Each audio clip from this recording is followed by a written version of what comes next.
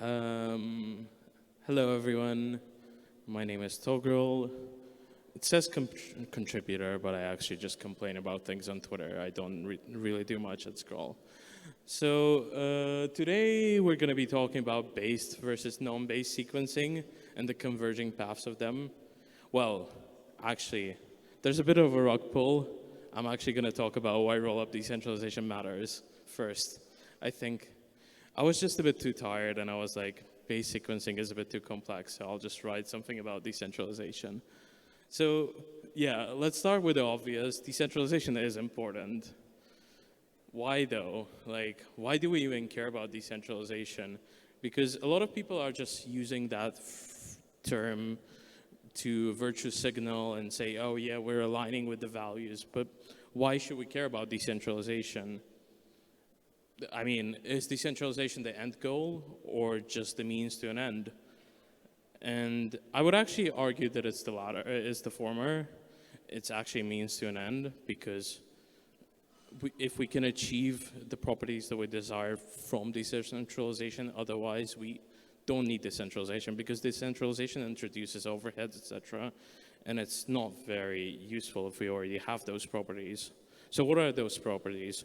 One is real-time censorship resistance. So what that means is we're trying to maximize real-time inclusion guarantees. So for example, if a user sends a transaction, what would be the probability of that transaction being immediately included or included as soon as possible? And with decentralization, we try to maximize that property and to maximize the probability of that transaction being included as fast as possible. The second one is liveness. So what is liveness? Liveness is the maximization of the guarantees that the protocol will continue functioning as expected. So for example, if you expect the protocol to be producing blocks on average once every 12 seconds, liveness guarantees basically ensure that we maximize the property of producing those blocks every 12 seconds. But you might have noticed that I didn't really talk about safety much. Don't we really care about safety? Well, we do, but decentralization doesn't really help with that, and I'll explain why. So if you run a full node, you actually don't need safety guarantees from the protocol.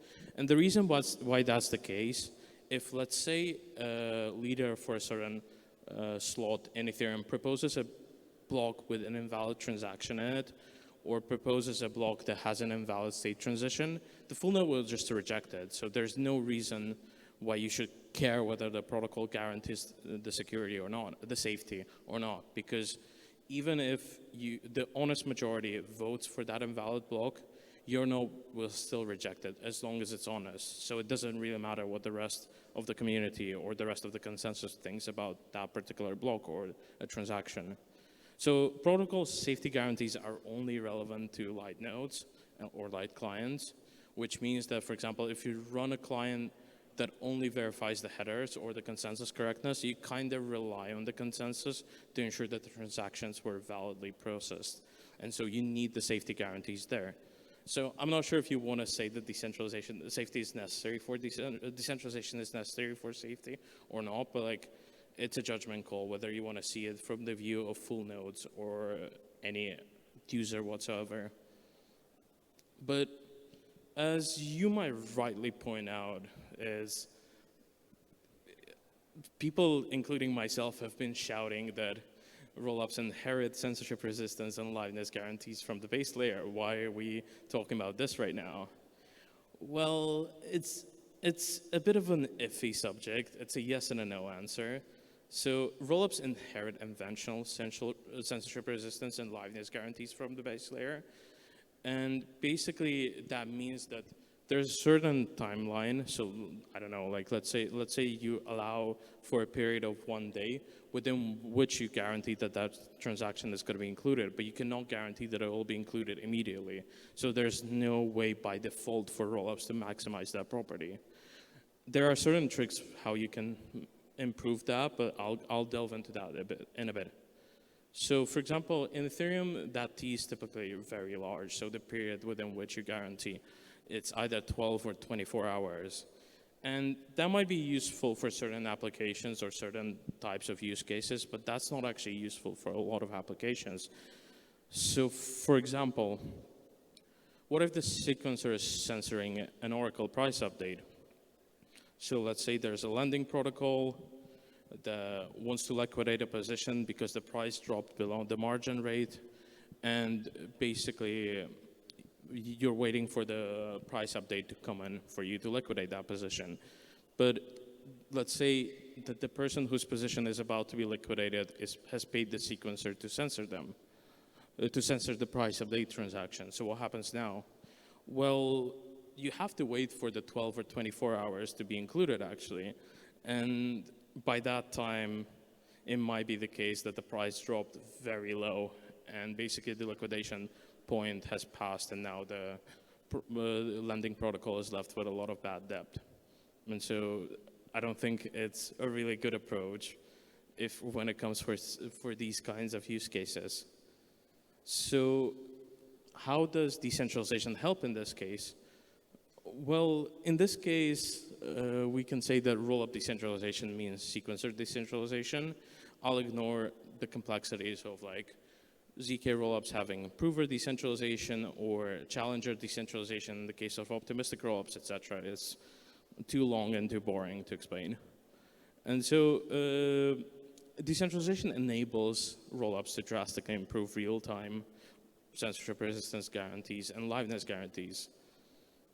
So now I'm going to unrug and get back to the original subject, based versus non-based sequencing. What is that, and why are they converging paths? So base sequencing was originally proposed by Justin Drake about a year ago, maybe a bit earlier than that. Basically, the idea of base sequencing is you deprecate the role of a sequencer specifically for rollups. And instead what you do is you have rollup specific searchers, which are basically entities similar to how Ethereum has searchers who look for certain profitable transactions and construct batches or sometimes blocks out of them to be produced. Similar would happen here, where you have L2 specific searchers that would basically scour the L2 mempool and look for the transactions to be included in a batch and produce that batch. And basically, the searchers are expected to construct those orderings or batches and then submit them to the base layer. And by base layer in this case, I mean Ethereum. And there are certain benefits that this brings. So one, it basically means that you have negligible overhead over just operating an L1, because you don't really have a special consensus, you don't have staking, you don't need anything like that. You just have a certain number of dedicated searchers who are picking transactions and submitting them to the L1. And another benefit from the perspective of Ethereum is that some of the value accrued by the rollup through MEV or fees, etc., is shared with the base layer, because by default, there's no reason for the rollup to maximize the value shared with the base layer. It just wants to share as much as is necessary to have the data published and to have any necessary execution done.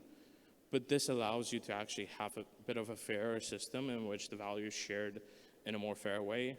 From the perspective of Ethereum, again, I think with a lot of rollup operators, they would actually say that it's not really fair, but let's just ignore it for now. And additionally, Justin Drake himself and also quite a few people claim that base sequencing enables rollups to inherit the base layer's guarantees for real-time censorship resistance and liveness. Unfortunately, that's not quite true. And the reason why it's not quite true is because the L1 doesn't really have access to the L2 mempool by default. And so unlike the situation in an L1 where, let's say, the builders in a PBS scenario, the way Ethereum works right now, if the builders are censoring for a long time, at a certain point, the leader for a slot can just ignore the block proposed by the builder and say, oh yeah, I'm seeing a lot of transactions being censored, and I'm just going to propose a block with all those censored transactions. This is not the case here. There's no way you can do that because the L1 validators don't have access to the mempool. So you rely on special entities to basically pick up those transactions and retranslate them to the L1. And so the properties for censorship resistance and also liveness are quite different in this case. And there are also disadvantages to the vanilla-based sequencing. And notice how I added the word vanilla, because there are certain modifications that can be done to either alleviate or improve those disadvantages. And the first disadvantage is that by default, you don't have any fast pre-confirmations. So the way centralized rollups work, and also rollups with their own sovereign sequencing works, is that they can give you really fast confirmations within like milliseconds or seconds, and not wait for Ethereum. You can still wait for it if you want to maximize your security, but for a lot of use cases, you're fine with just the pre-confirmation. And you can get the same property once you decentralize in a non-based way, but with based, there's no way you can actually do it by default, because you just have some entities submitting batches on the L1. So there's no way to ensure that those confirmations can hold. And then the second problem, again, by the vanilla, you can kind of solve it. I'm still skeptical about the solution to this problem, but certain people claim that they can. The value accrued by the L2 is not shared with the rollup-specific actors. So in this case, it would be provers or challengers, because all the value is given back to the L1 or to the searchers who are constructing the block. By default, there's no way you can share it. And it's a bit problematic, especially for ZK rollups, because in ZK rollups, the majority of the value of the cost is borne by the provers rather than the sequencers, or in this case, searchers. And so it kind of acts like a disincentive, because think of it this way. ZK rollups at the moment need a lot more provers than they need searchers or sequencers. And so if the majority of the profits go to the sequencers rather than the provers, you basically create a natural disincentive for people to become provers, and therefore you decrease the pool of provers that are operating in the network. So I think I've talked enough about base sequencing. Let me just cover non-base sequencing a bit. So non-base sequencing is basically any sequencing that is not based. There are multiple approaches you can take, but in most cases, it just means that you have a sovereign classic consensus. And what I mean by a sovereign classic consensus is a BFD-style consensus, say Tendermint or Hot Stuff or any other classic consensus that is not Nakamoto. And by sovereign, I mean it functions independently from the base layer consensus. So in this case, for example, take Scroll. In theory, if Scroll adopts this approach, you would have the sequencer, the sequencing basically run an independent consensus from the Ethereum consensus. And unfortunately, there are certain disadvantages here as well. And basically, they mirror the advantages of the base sequencing.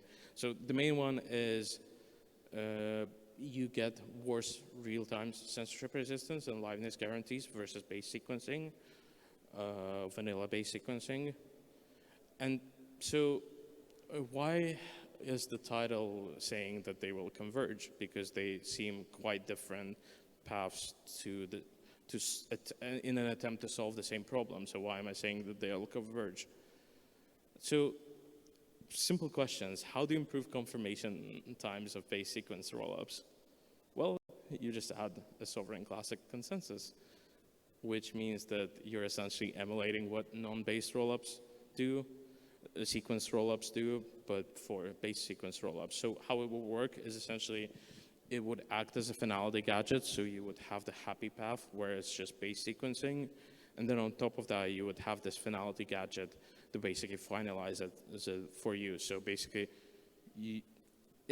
to a certain degree emulates what Ethereum does, where you have an ebb and flow protocol, which has the happy path of an Okamoto consensus and then a classic consensus that adds finality on top of it. And how do you improve real-time censorship resistance guarantees and liveness guarantees for non-base sequence rollups?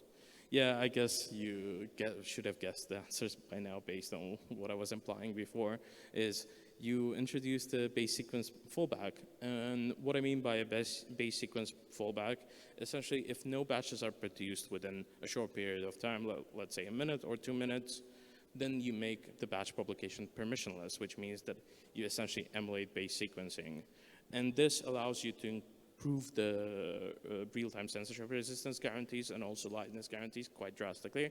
It's still going to be a bit worse than base sequencing, but other advantages still stand. So I think it can stand on its own legs, and I don't see how this is much worse than an upgraded base sequencing approach. So I think what I described before, and I can go further into the detail, I just don't have enough time. Basically, an ideal base sequence rollup looks similar to a non-base sequence rollup, and an ideal non-base sequence rollup looks like a base sequence rollup, and that's the end game for both. Thank you very much, and if you have any questions, feel free to ask.